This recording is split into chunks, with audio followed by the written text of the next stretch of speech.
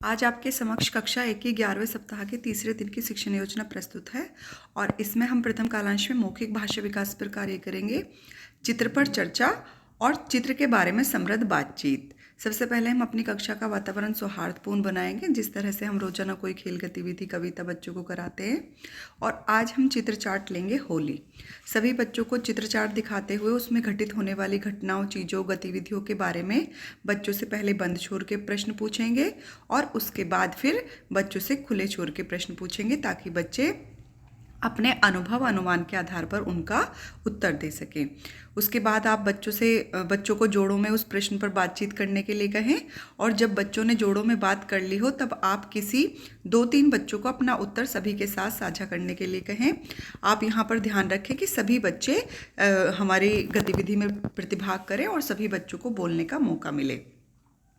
लेखन कार्य में हम बच्चों से चित्र पर हुई चर्चा में से ही कोई भी चित्र बनाकर उसमें रंग भरने के लिए कहेंगे और उनसे कहेंगे कि वो अपने साथी को दिखाते हुए इस पर थोड़ी बातचीत करें। दूसरा कालांश हमारा डिकोडिंग का होगा और आज हम बच्चों को पुनरावृत्ति कराएंगे, यानी कि हमने पिछले 2 दिन जो भी बच्चों को वर्ण सिखाए हैं उन्हीं की हम बच्चों को पुनरावृत्ति कराएंगे। वर्ण पहचान, ब्लैंडिंग, शब्द पठन और वाक्यांश पठन। जिस तरीके से हम बच्चों को वर्ण ढूंढने के लिए देते हैं, अपनी प्रिंट रिच मटेरियल में से, अपनी पुस्तकों में से उनको लिखवाते हैं, ब्लेंडिंग में उनको मिलाकर शब्दों का निर्माण करवाते हैं, और इसी तरह से हम अब तक हमने जो भी वर्ण या मात्रा सिखाई है बच्चों को, उसी में से हम बच्चों को ब्लेंड करना सिखाएंगे। और शब्द पठन में भी हम जो पिछले 2 दिन के वर्णों को यूज़ करते हुए और पहले जो भी हमने वर्ण या अक्षर बच्चों को सिखाए हैं उन्हीं के आधार पर नए नए शब्दों का निर्माण करवाएंगे। और हमने पठन पाठन की प्रक्रिया के दौरान जो चार्ट शब्द दीवार पर लिखे गए थे उन शब्दों को पढ़ने का अभ्यास करवाएंगे। वाक्यांश में हम कोई भी वाक्यांश ब्लैक बोर्ड पर लिखेंगे और उसको 2-3 बार प्रभावपूर्ण तरीके से पढ़ेंगे और फिर बच्चों से कहेंगे कि आप इसके बाद पढ़िए और फिर आप मेरे बाद इसको पढ़ें। लेखन कार्य में आज हम बच्चों को कार्य पुस्तिका के पाठ 67 पर कार्य करने के लिए कहेंगे और हम ध्यान देंगे कि सभी बच्चे कार्य पुस्तिका के कार्य को अच्छी तरह से कर पा रहे हैं। अगर कोई बच्चा नहीं कर पा रहा है तो आप उसकी पहचान करते हुए उसकी समस्या का समाधान करोगे। हो सकता है किसी बच्चे के पास पेंसिल ना हो, तो आप ध्यान रखेंगे कि उसको पेंसिल देते हुए उसको कार्य करने के लिए प्रेरित करें। ये हमारा आज का पुनरावृत्ति का कार्यपत्रक होगा।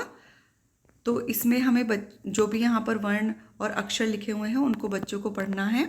जैसे कि न पर ई की मात्रा है, क, स, ई की मात्रा का वर्णन किया गया है। तो यहाँ पर विभिन्न अक्षरों के साथ ई की मात्रा, वर्णों के साथ ई की मात्रा का वर्णन किया गया है। मिलाकर पढ़ें और लिखें। यहाँ पर मात्राओं के साथ शब्दों का निर्माण किया गया है, तो यहाँ पर बच्चे इनको पढ़ेंगे मिलाकर और फिर लिखेंगे। अगर बच्चे नहीं पढ़ पा रहे हैं तो आप उनकी मदद करेंगे, ध्यान देंगे कि कौन बच्चा नहीं पढ़ पा रहा है। फिर यहाँ ग्रिड में से बच्चे अपने आप यहाँ से अक्षर ढूंढेंगे, शब्द ढूंढेंगे, ग्रिड से शब्द खोजकर लिखें। आप यहाँ पर बकरी जैसे लिखा हुआ है तो आप बच्चों को समझाएंगे कि इस तरह से ही आपको ग्रिड में ऊपर से नीचे या दाएं से बाएं या बाएं से दाएं इस तरह से आपको ढूंढना है। पढ़ें। नीली कार, यहाँ पर वाक्यांश है तो बच्चे इनको पढ़ेंगे। मामे की कार। अब आता है हमारा तीसरा कालांश। इसमें हम पठन पर कार्य करेंगे और मौखिक कहानी आज बच्चों को सुनाएंगे। तो हम यहाँ हमारी जो सहज 2 है उसका पाठ 11 दशहरा का मेला नामक कहानी लेंगे और बच्चों को इसको सुनाएंगे और वो लोगोग्राफिक पठन इस तरीके से करेंगे।